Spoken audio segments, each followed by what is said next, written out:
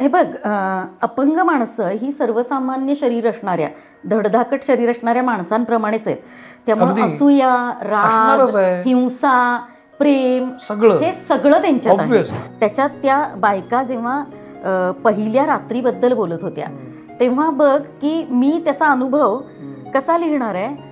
तुझं हे उत्तर मला त्या सगळ्या महिलांसाठी हवंय, त्या सगळ्या मुलांसाठी, पुरुषांसाठी हवंय की ज्यांना एक पाऊल पुढे टाकायचंय पण भीती वाटते.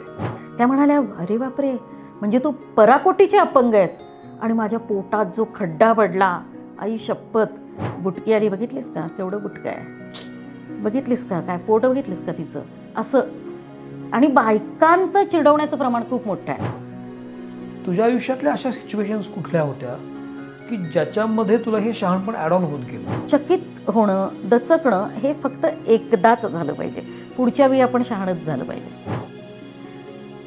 मग ही पत्रकार तर आहेच, शिवाय ती संपादिका सुद्धा आहे, त्यामुळे तिच्या बोलण्यामध्ये इतके बिटवीन द लाईन्स लपलेले आहेत ना सोनाली, पुढची वाटचाल करणं सोपं जातं. हो अगदीच.